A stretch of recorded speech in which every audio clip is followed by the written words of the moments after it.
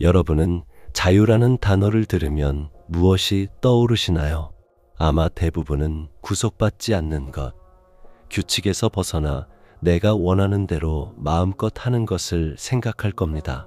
광고나 영화에서도 늘 이런 메시지를 던지죠. 네 안의 욕망을 따라라. 틀을 깨고 내 멋대로 살아라. 마치 우리가 이 모든 것을 가질 때 비로소 진정한 자유를 누릴 수 있다고 속삭이는 것 같아요. 하지만 과연 우리는 이 자유 속에서 행복한가요? 오히려 끝없는 갈증과 공허함, 때론 중독과 같은 굴레에 묶이거나 관계 속에서 상처를 주고받으며 고통스러워하기도 합니다.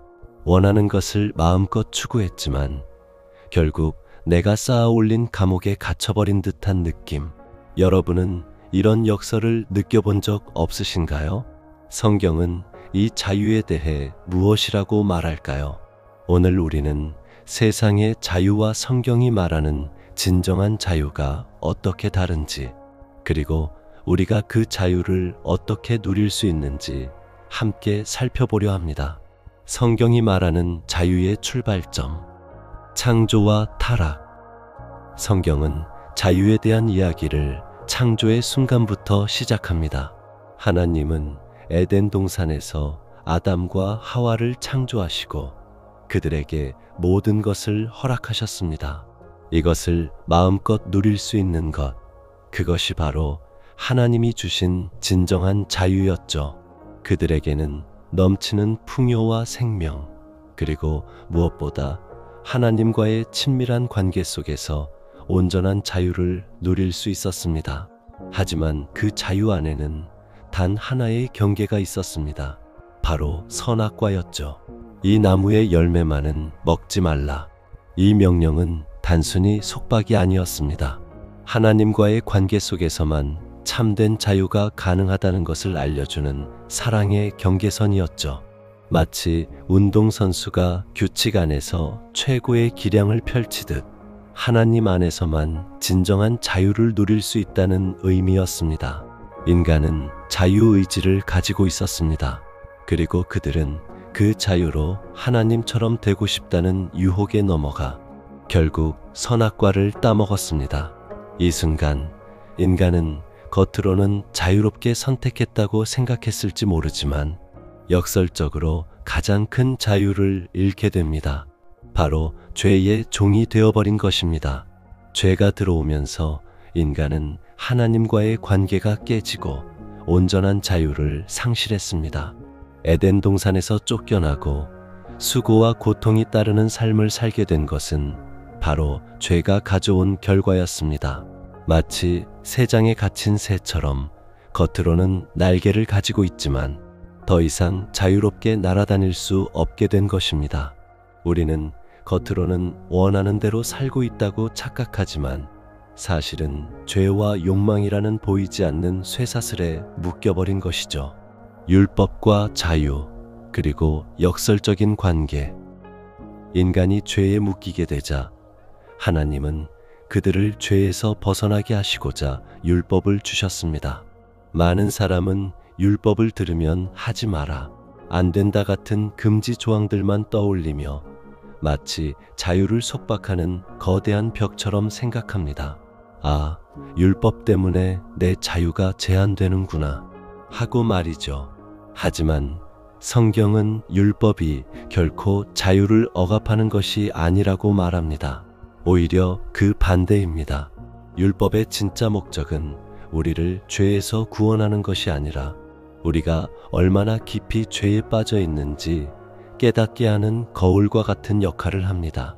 마치 교통법규가 운전자의 자유를 억압하는 것이 아니라 도로 위에서 모두의 안전을 지키고 생명을 보호하는 가이드라인 것처럼 말이죠. 로마서 7장 7절. 그런즉 우리가 무슨 말을 하리요? 율법이 죄냐? 그럴 수 없느니라. 그러나 내가 죄를 알지 못하였다면 율법으로 말미암지 않고는 죄를 알지 못하였으니 곧 율법이 탐내지 말라 하지 아니하였다면 내가 탐심을 알지 못하였으리라. 라고 분명히 말합니다. 율법이 없었다면 우리는 무엇이 잘못되었는지조차 몰랐을 겁니다. 율법은 우리에게 죄가 무엇인지, 그리고 우리가 그 죄 앞에 얼마나 무력한 존재인지를 적나라하게 보여줍니다. 죄를 깨달았을 때 비로소 우리는 구원자가 필요함을 절실히 느끼게 되는 거죠. 결국 율법은 우리를 그리스도께로 인도하는 몽학 선생과 같습니다. 갈라디아서 3장 24절. 이같이 율법이 우리를 그리스도에게로 인도하는 몽학 선생이 되어 우리로 하여금 믿음으로 말미암아 의롭다 하심을 얻게 하려 함이라. 율법 자체로는 우리를 온전히 자유롭게 할 수 없지만 우리가 율법 앞에서 절망하고 예수 그리스도를 갈망하게 만듦으로써 진정한 자유의 길을 예비하는 역할을 합니다. 율법은 우리가 죄의 굴레에서 벗어나기 위해 더 큰 도움이 필요하다는 것을 알려주는 신호탄인 셈입니다. 예수 그리스도 안에서의 진정한 자유. 우리가 율법 앞에서 절망하고 죄의 노예 상태를 깨달았을 때 하나님은 우리를 위해 가장 놀라운 선물을 준비하셨습니다. 바로 예수 그리스도입니다. 예수님은 우리가 율법으로 이룰 수 없었던 죄로부터의 진정한 해방을 위해 이 땅에 오셨습니다. 예수님의 십자가는 단순한 고난이 아니었습니다. 그것은 죄에 묶여 죽을 수밖에 없었던 우리를 대신하여 죄의 값을 치르신 대속적인 죽음이었습니다. 그리고 부활은 죄와 죽음의 권세가 깨어졌음을 선포하는 승리였습니다. 갈라디아서 5장 1절은 그리스도께서 우리를 자유롭게 하려고 자유를 주셨으니 그러므로 굳건하게 서서 다시는 종의 멍에를 매지 말라고 강력하게 선언합니다. 예수님 안에서 우리는 죄와 죽음의 굴레에서 벗어나 진정한 자유를 얻게 된 것입니다. 하지만 이 자유는 단순한 면허가 아닙니다. 우리가 원하는 대로 방종해도 된다는 허락이 아니죠. 이 자유는 우리를 성령님 안에서 진리로 인도하는 자유입니다. 요한복음 8장 32절은 진리를 알지니 진리가 너희를 자유롭게 하리라고 말합니다.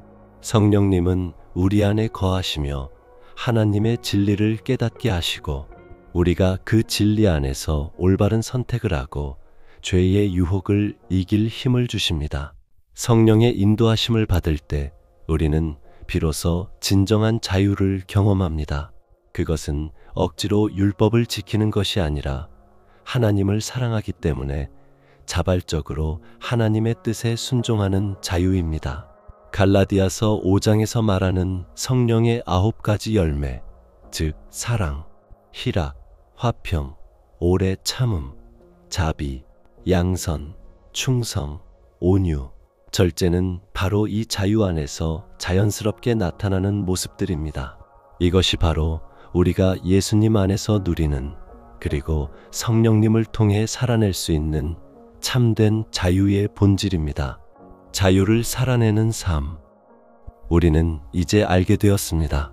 진정한 자유는 세상이 말하는 마음껏 하고 싶은 대로 하는 것이 아니라 죄의 종되었던 상태에서 해방되어 하나님과의 온전한 관계를 회복하고 그분 안에서 살아가는 것임을 말입니다. 예수님께서 우리에게 주신 이 놀라운 자유는 방종을 위한 면허가 아닙니다. 오히려 사랑 안에서의 책임을 동반합니다. 갈라디아서 5장 13절은 이렇게 말합니다. 형제들아, 너희가 자유를 위하여 부르심을 입었으나 그러나 그 자유로 육체의 기회를 삼지 말고 오직 사랑으로 서로 종노릇하라. 즉, 이 자유는 우리를 이웃을 사랑하고 섬기는 삶으로 이끕니다. 우리가 그리스도 안에서 자유로워질 때 우리는 더 이상 나 자신만을 위한 욕망의 노예가 아니라 하나님과 이웃을 위한 사랑의 도구가 됩니다. 우리가 하나님의 뜻 안에서 살아갈 때 그제야 우리는 진정한 평안과 기쁨, 그리고 흔들림 없는 참된 자유를 경험하게 됩니다. 이것이 바로 하나님 나라의 통치 안에 있을 때 누리는 완전한 자유의 모습입니다. 우리의 삶 속에서 예수 그리스도께서 주신 이 자유를 붙잡고 하나님을 사랑하고 이웃을 섬기는 삶을 통해 그 아름다운 자유를 세상에 나타내기를 소망합니다. 우리는 정말 자유로운가요? 네, 그리스도 안에서 우리는 진정으로 자유롭습니다. 이 자유를 누리십시오. 그리고 이 자유로 세상을 변화시키는데 동참하십시오.